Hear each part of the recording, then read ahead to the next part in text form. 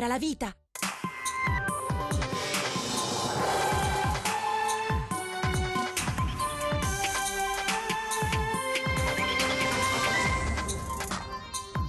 Maxi operazione antidroga di Carabinieri e Guardia di Finanza a Chioggia, 25 misure cautelari e sequestri per 7 milioni di euro, perquisizioni in varie province venete.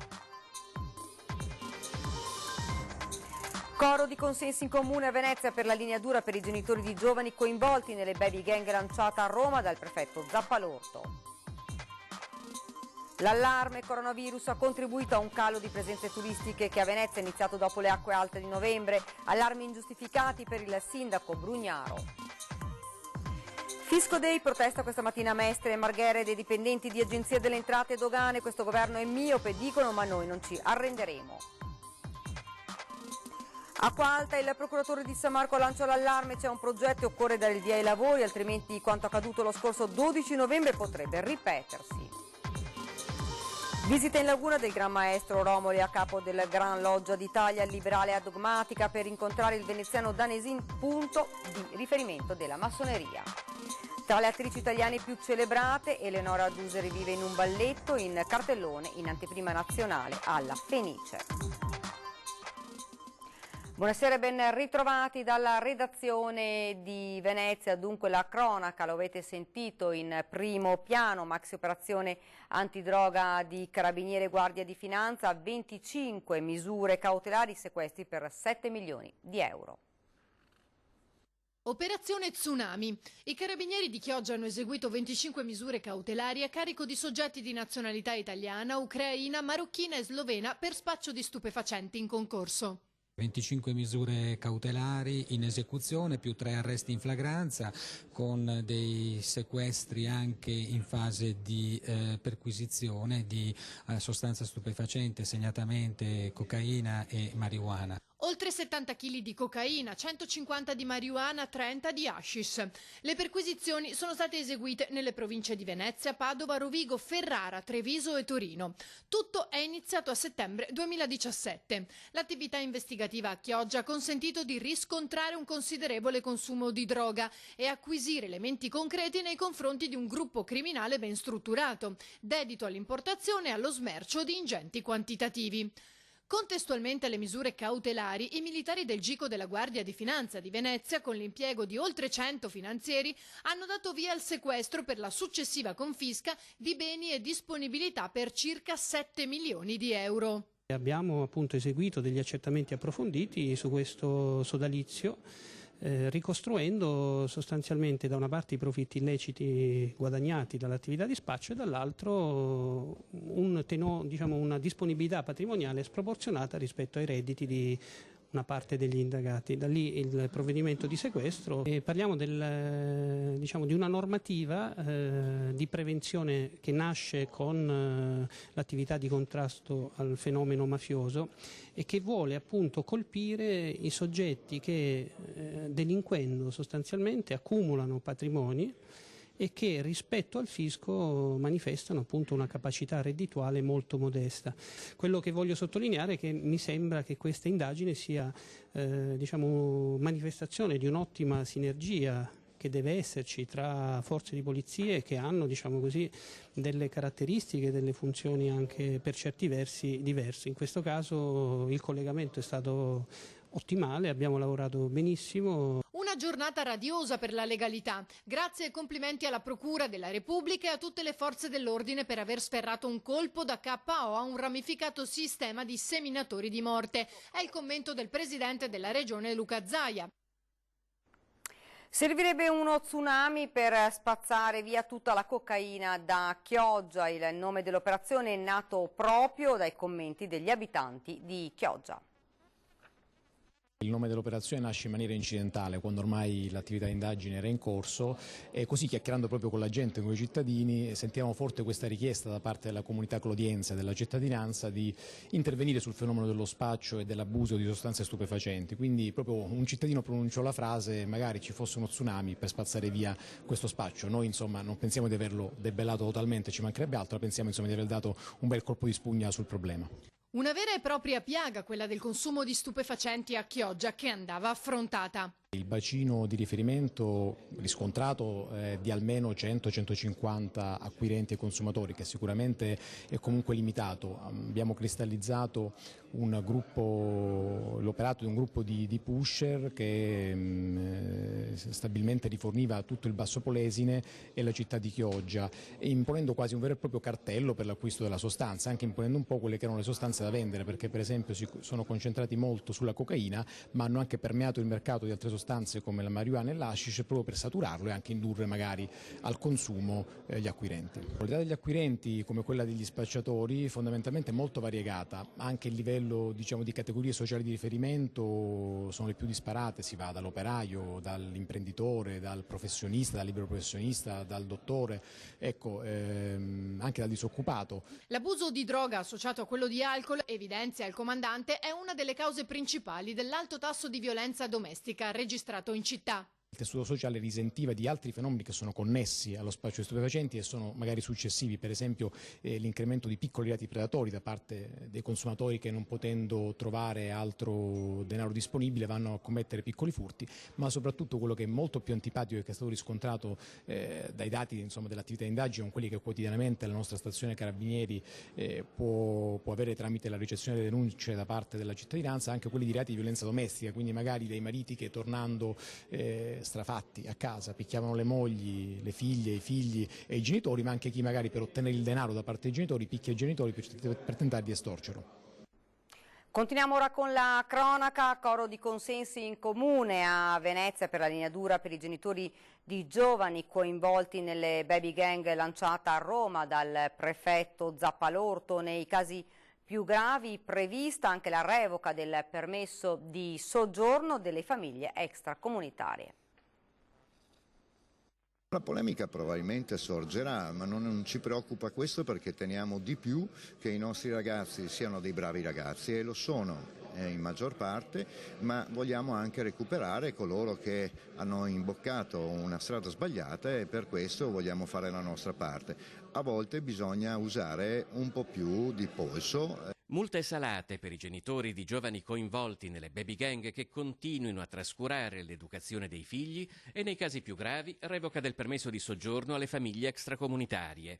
La linea dura lanciata dal prefetto Vittorio Zappalorto durante l'audizione alla Commissione bicamerale per l'infanzia e l'adolescenza, convocata in seguito a una lettera inviata a luglio dall'onorevole Nicola Pellicani, a Venezia non ha colto di sorpresa. Questa è una linea che il prefetto ha adottato e che noi condividiamo, nel senso che bisogna che i genitori esercitano la potestà genitoriale, e vivere in Italia deve essere anche condividere le regole e evitare situazioni di stress per la cittadinanza come abbiamo avuto lo scorso inverno. Un'idea che a Cafarsetti incontra consensi tali da far pensare ad un'estensione del provvedimento. Bisognerebbe trovare anche quello che è un impianto giuridico da estendere anche a quelli che sono i venditori abusivi, perché a oggi abbiamo l'unico strumento che ci consente di intervenire sotto il profilo amministrativo, ovvero con una sanzione, e esercitato prevalentemente da persone non comunitarie. Tra nuove assunzioni e un nuovo regolamento che ha sostituito quello in vigore dal 1986,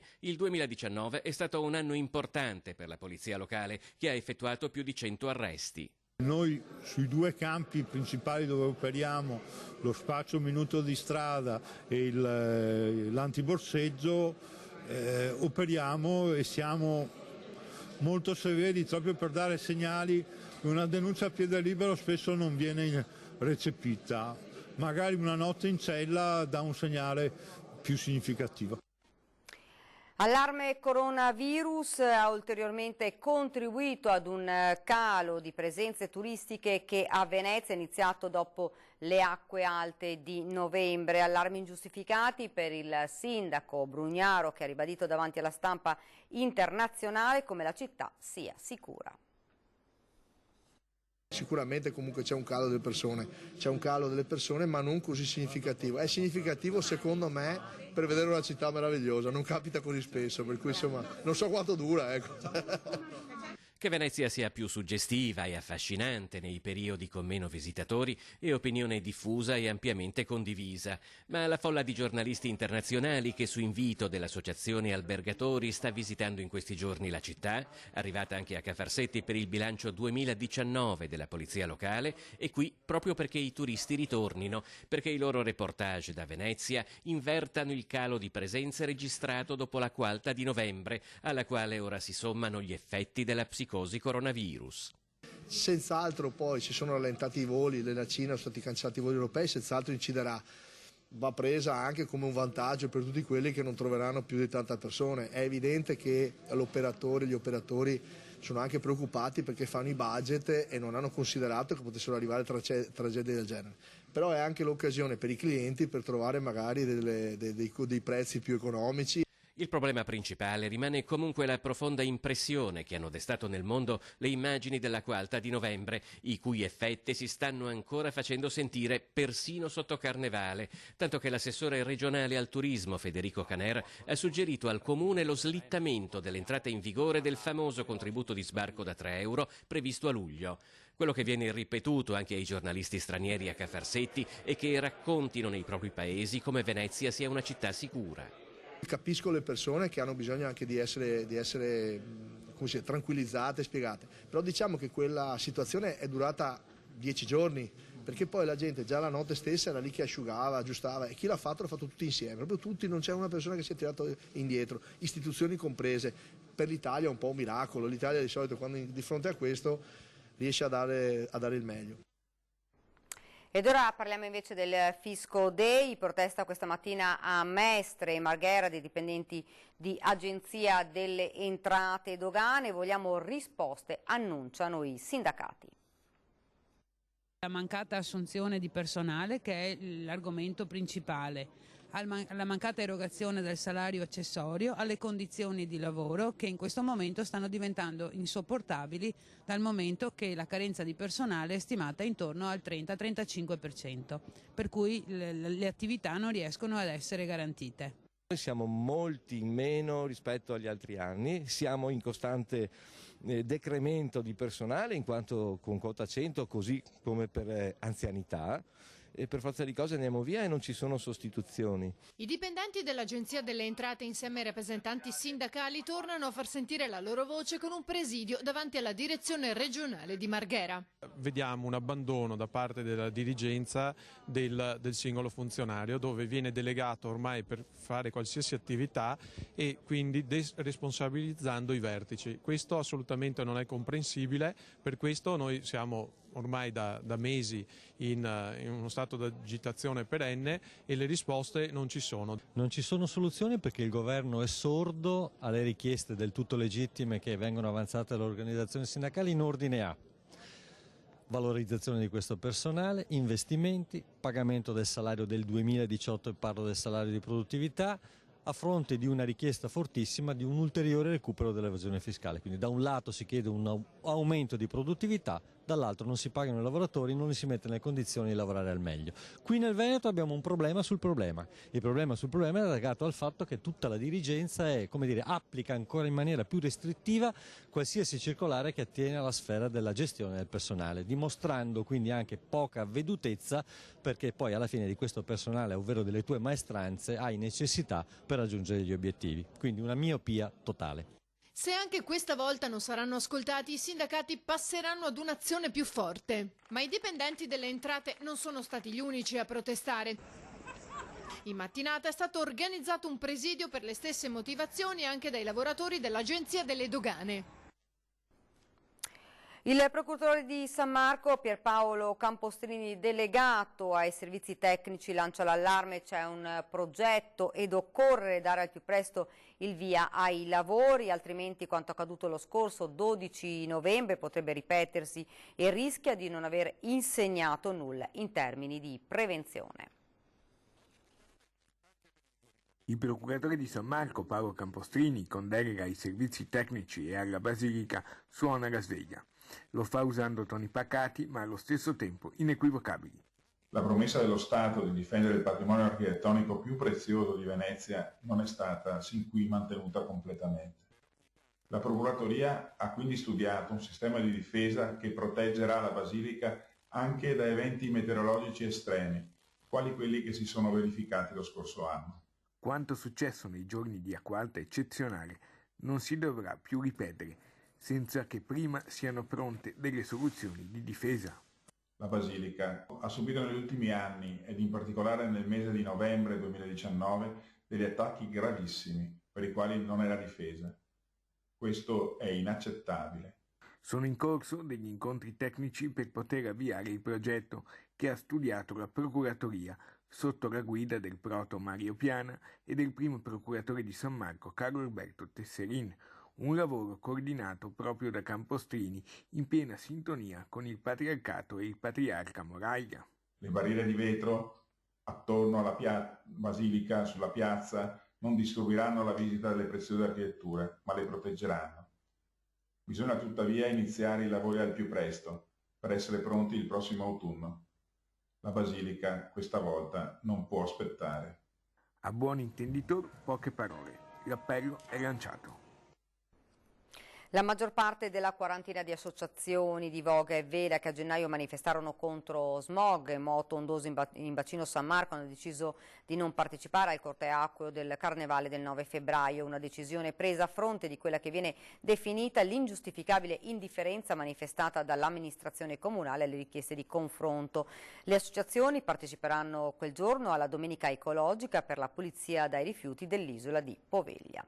Ed ora ci fermiamo per una piccola pausa pubblicitaria, rimanete con noi.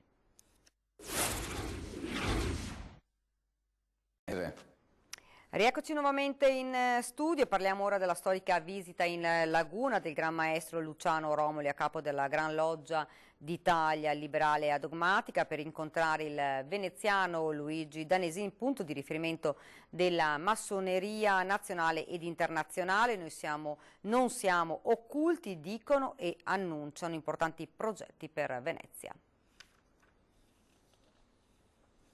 Quando se ne sente parlare c'è sempre un velo di mistero che sembra circondare ogni discorso. A Venezia invece la massoneria ci mette la faccia. L'occasione è stata la visita in laguna di Luciano Romoli, nuovo Gran Maestro della Gran Loggia d'Italia liberale e adogmatica, arrivato in laguna per incontrare il veneziano Luigi Danesin, suo predecessore come Gran Maestro dal 2002 al 2007 e punto di riferimento per tutta la massoneria continentale. Noi non ci nascondiamo, quindi non possiamo essere occulti. Noi tutt'al più potremmo essere catalogati tra le persone che esigono una riservatezza prevista anche dalla nostra Costituzione.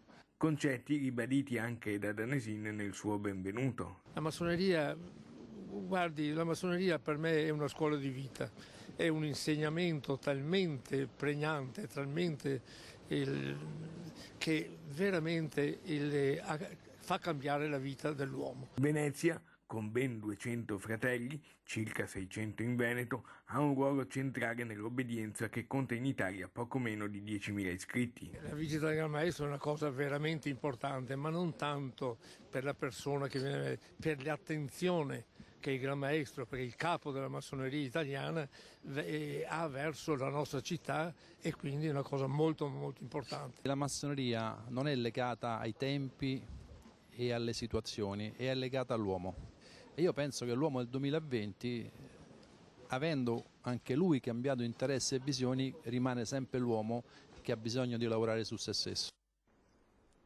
Tra le attrici italiane più celebrate, Eleonora Duse rivive in un balletto in cartelloni in anteprima nazionale alla Fenice.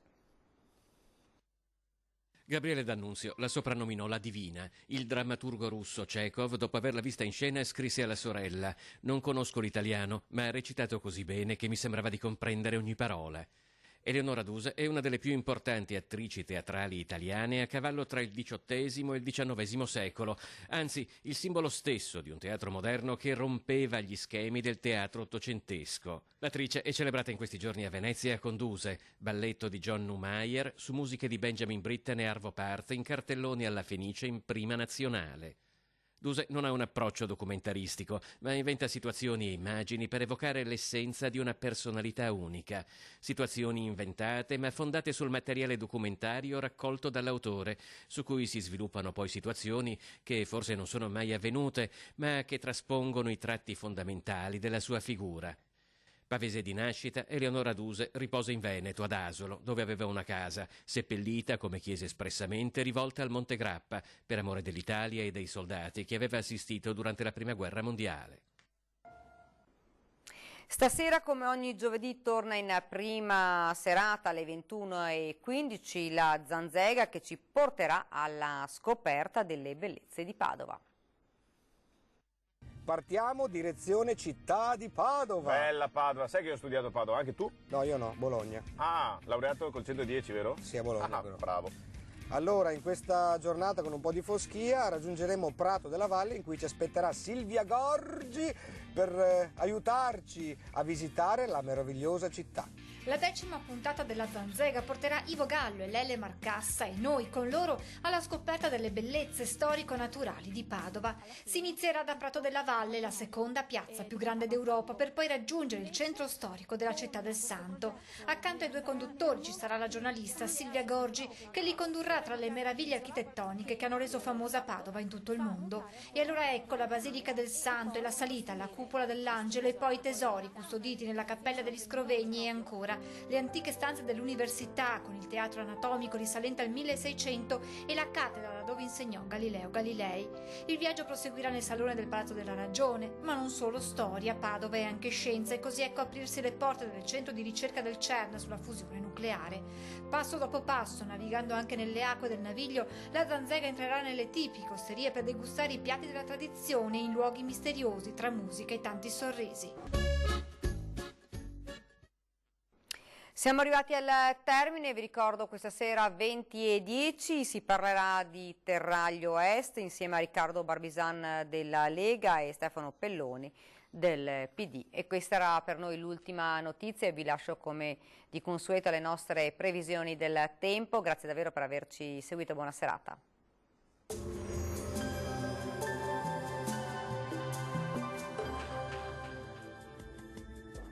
Bentrovati al meteo. Alta pressione sul nostro territorio, bel tempo dunque, ma attenzione alle gelate notturne. Il dettaglio di venerdì 7 febbraio. Sul Veneto ampio soleggiamento dappertutto, il cielo infatti si presenterà sereno o al massimo velato. Attenzione solamente a locali foschie mattutine, ma poi in rapido dissolvimento. Uno sguardo alle temperature, minime sotto zero o intorno a 0 gradi quasi dappertutto, massime invece tra 7 e 10 gradi. Bel tempo anche sul Friuli, Venezia e Giulia, con tanto sole su tutti i settori e cielo sgombro da nubi.